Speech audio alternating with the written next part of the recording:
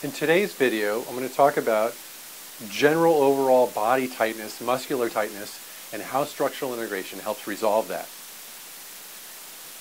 So periodically, people will come into my office with overall body tightness, or you might have a range of motion limitation where you can't raise an arm or you can't raise your leg past a certain height or whatever. All of these stem from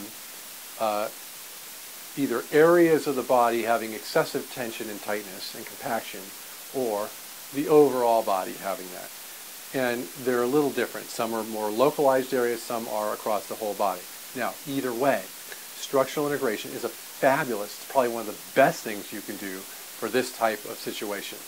The reason being is, without knowing what the origin of that tightness is, there may be many things in your past. There may be genetics, there may be diet, there may be stress patterns in your life, there may be traumatic injuries, there may be movement patterns. There may be all of those things combined. It doesn't matter because the tissue is tight and you can't move. So, what structural integration does is it works the soft tissue. It works the soft tissue in such a way that we're working layers of tissue to free them up so that the deeper layer can then release, and then we work the deeper layer. We're always working the layer that's ready to release. Some deep tissue work will go deep into the body immediately and try and release things that will never let go unless the surface structures are released first. Now this may sound like a very kind of esoteric idea, but it's not. It's actually quite simple. If you imagine that you are wearing layers and layers of clothing and all of the body is tense and stiff, if you remove a deep layer of clothing, it might help a little bit, but it won't allow you to expand. It won't allow you to lengthen.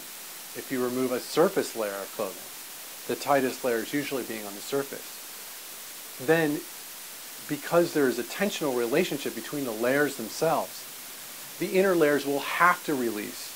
They'll have to respond to what was done.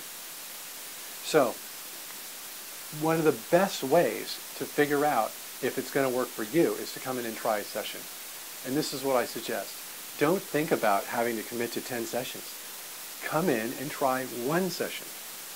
Tell me what your problems are. Tell me what the situation is. Tell me what your limitations are. Tell me what you can and can't do.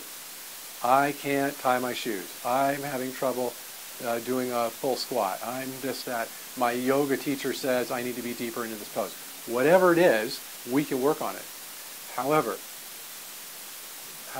although you'll get greater benefit through the course of the 10-session series, I suggest you try just one session. Try a session, see if it's going to work for you. You'll know during the session whether this is the change you've never experienced before, or because likely you've tried other things already, or is this something that is no different than what you've already experienced. If it's no different, it won't make sense to continue.